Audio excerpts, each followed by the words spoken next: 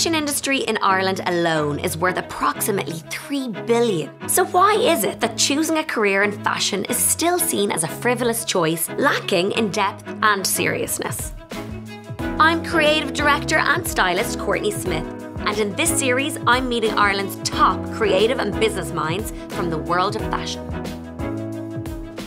I'm on a mission to shed light on the vast spectrum of careers that the industry holds, and I'm finding out exactly what it takes to land your dream job. The creative side of the industry is one that's very dear to my heart, mainly because it's the one that I get to do every day, but also it seems to be the one that people know very little about. In this week's episode, we meet the movers and shakers from the creative realm of fashion. From art directors to photo editors and stylists, the fashion industry is jam-packed with many different defining roles. Ena Quinn is a freelance fashion show producer who's worked on shows for Osman, Erdem and Christopher Kane at London Fashion Week, but people seem to know very little about what she does. What is a fashion producer? A fashion producer is the person the designer will hire to produce the entire show. So I'm the person in between the lighting director, the designer, the venue, the sound team, the dressers, the catering, the people who manage the toilets, the cleaners, the health and safety, fire marshals, security, PR, everyone. And I also run the schedule and the budget.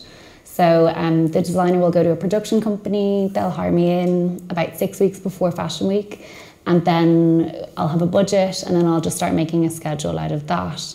And some designers will have a clear idea of what they want to do. They want a space that's really dark and we have the perfect venue. Some of them will come in and want a completely out of the park idea for half the money they have allotted to this. So then we basically spend about a month and a half trying to figure it out. So what is your daily role? Like, let's say it's Fashion Week and you've already done all the pre-production. What is your role when you're actually at the show at Fashion Week? So this season I did Chris Kane at the Tate. That was my 4th time, so it was very calm. We knew what was happening.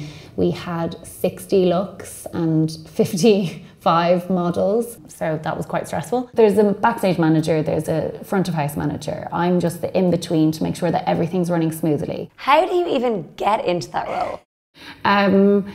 So I did the IT fashion show for 5 years. I started styling it and then I was looking after the models, and then I just wanted to know what all those other people were doing, all the tech people. And then after like an intense amount of Googling, I found a couple of people who did similar things or had posted things. And then one day I saw a tweet saying, oh, an assistant has dropped out, is anyone free? This was on like a Friday in London. So I said, yeah, I'm free. And I just got on a plane on the 5th of February. And I just went over and I did a job for like a week for free, and I stayed in a hotel. And then I kind of realised there's a lot of good jobs that I never even knew existed in London. So I might as well just try and see if I can get into any of them. So I worked kind of for free for about a year, 2 years even. What's the one piece of advice then that you would give students or graduates or even people who just want to do something different with their careers? Don't listen to anyone who's telling you to get a stable job. Don't listen to those people who tell you you'll never get a mortgage or like a credit card. Like, of course, all of those things will come eventually. It's just going to be a much harder route, but you know, it's worth it. So there's probably girls and guys watching this going, I could do that job. What steps can they take to do what you do, to be a fashion show producer? Definitely get as much experience as you can. When I moved here, I was much older than all of the runners and all of the interns.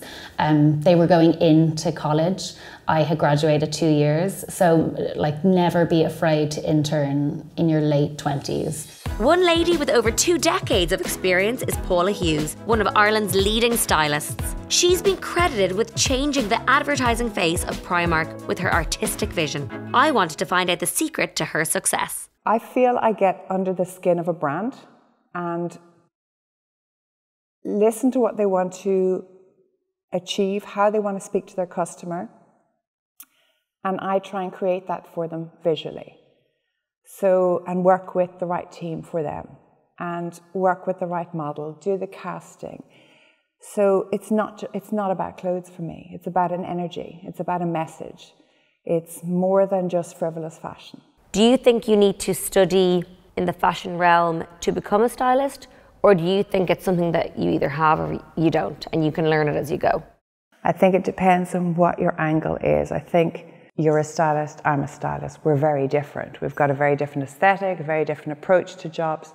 But I don't think you have to study fashion design to be a stylist, not at all. And, you know, it's about character as well, and it's about how to work with clients and work with a team of people. What do you look for when you're hiring an assistant or when you're getting an intern involved? Like, is there certain attributes or skill levels that they need, or is it just a desire and a passion and they say the right thing or they come at the right time? You know, again, it's about energy. Okay. The right energy of a person on set. Not afraid of a bit of hard work? No, everyone's a grafter in this industry, you know. Still. So, yeah, but I've been very lucky with assistants. I haven't, you know, if anyone has come along and it just stood there for the day, they don't get asked back, that's it. So you have to be a grafter, but it's about energy, and it's about knowing when to speak and when not to speak on set. You know, sometimes when there's tension in the room and you're trying to get a shot done, you know, hearing an assistant give their opinion is not really needed or wanted, and that's fact. Aaron Hurley is the perfect example of someone who transitioned from intern to industry leader. He was recently headhunted for the role of art director of Europe's largest model agency, Models One. The role of art director doesn't exist in Ireland. Yeah. It's definitely an international role. Yeah. And it's probably something you never even thought you'd do. Oh, I had no idea it even existed, to be honest. I was, you know, obviously you hear of creative directors and obviously you hear of the title, but you have no idea what they did. Yeah. It's a creative role. And that's the bottom line. You need to be a creative person. You need to understand like colours. You need to see light. You need to, those basic things like spacing between text and spacing between like lines. You need to understand all that and have an eye for it and notice when something you're looking at is wrong, basically. Okay, so let's go back to photography, because that is where this all stems from. That's what got you this position. And you are still a full-time photographer. When you're not here, you're still shooting campaigns and editorials. Let's go back to the beginning, because you had a kind of unconventional route into photography, because you didn't study it. I was blessed that I had Google. How do you become a photographer? And Sorry, you actually Googled how to become a photographer? No word of a lie. And the first thing that pops up when I searched it, it was assist another photographer. And yeah, so I assisted in the various different styles of photography you could do. So weddings, commercial, and portrait and fashion. And it was fashion that kind of stood out to me and was the one that kind of drew me to it the most. Before you came here, you were a freelance fashion photographer. You don't work every day of the week. You're chasing clients. So maybe talk about some of the harder parts of being a freelance fashion photographer, especially in Ireland, because, you know, there's not so many jobs to go around. The harder parts of, you know, being a freelance photographer, especially when you're in Ireland because it's such a small, you know, industry, is the unknown. You have no idea what's coming around the corner. So you could be having a really, really good like month, and like because you're kind of hot, other clients are jumping on top of you, and then before you know it, it's December, January, and you've done like one job, and you're like, okay, you know, you haven't put any money aside because you're living your best life, and you're like, do you know what, this is it now, I'm gonna make a fortune, and it's January, all the clients have dried up, nobody's shooting because we're between seasons, or you know, it's been shot already, and you're like, okay, what am I gonna do? How am I gonna, you know, pay my, you know, I was lucky that I lived at home, but I still have my studio rent to pay, so it's not that I didn't experience that side, I still knew that I had to have that rent ready to go to my account. So it's just a lot of, and with that like comes a lot of anxiety. Like I'm not gonna say that I suffered with anxiety, but it just came naturally with it, that you would have anxious periods being like, I can't afford that. Yeah. I think if you are freelance and you work in the creative industry, we all suffer from that. Let's pretend you're not in this role right now and you wanted to get into fashion photography now. It was a different experience for you. You decided, I'm just going to go for it. Would you advise other people to do the same? Would you advise them to assist? What's your views on interning for free? I worked for free for the first year. Longer. We still work on free shoots. Yeah, exactly. I'm doing it 11 years now, and sometimes I'll ring you up and go, I have a really cool idea, and like you just shoot it because you're passionate about it and you know it might land somewhere and it might be a stepping stone to something else. But that never stops. We're like in an agency like this, obviously you have there's huge, the biggest clients in the world are coming through, and you see Vogue, you see, you know, Harper's Bazaar, and it's no fee, no fee, no fee. No one is getting paid for them. There is a production fee. You can maybe get a flight if you're out of the country and they need you to fly to, I don't know, South Africa or something, but you're not getting paid for that shoot. And that's when you need to realise, like, it's the commercial areas where you make the money, but you have to start somewhere and you have to be prepared to do it for free.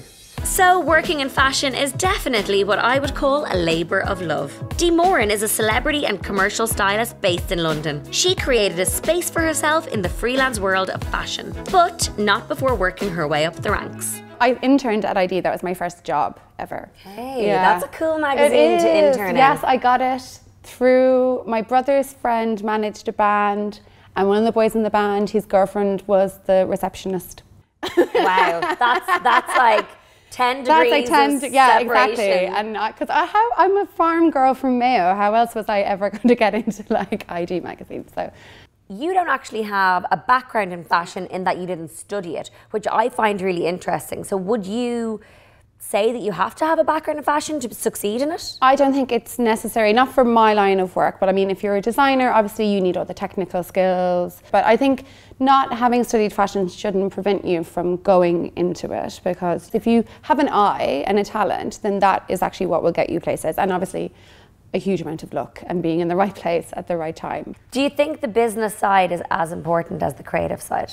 Well, it's important in a completely different way, because you need to make money to live. But you do need to have a business head and know about like self-promotion, know about like invoicing. And like I was saying, you need to do your commercial jobs so that you can do your editorial jobs, because they don't really pay as much.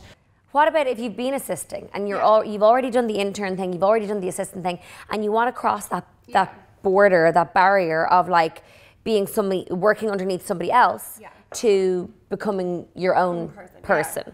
What are the steps that you can even take to do that? Because you've done exactly that. You did the interning, you did the assisting, and now you are a stylist completely within your own right, and people come directly to you. How does that happen? Do test shoots. So find photographers and, like I said, like young designers that you want to work with, and just shoot as much as you can, because also your eye and your skill will develop the more you kind of work. And I look back at test shoots I did and I'm completely mortified, and I can't believe I ever even showed them, and that sometimes someone put them in a magazine. I'm like, oh my God, what were they thinking to let me do this? But yeah, just shoot as much as you can. Contact all the like magazines that you want to work for, and like online, and just, you know, be like, what is your theme for the next issue? Do you take submissions? Lots of people take submissions. So if you do a test shoot, you can submit it to the magazine and then just build up a portfolio of work. And then especially with Instagram now, you can put it all up on Instagram and people will find you that way. Also network, go to parties, go to I love that. Fashion Week. What's your top tip? What's your top tip to break the industry? Go to parties. Go to parties. There is a massive variety of creative roles within the industry, and chances are, if it doesn't already exist, you may be able to carve out a niche for yourself. All it takes is passion, some hard work, and often a little bit of Irish luck.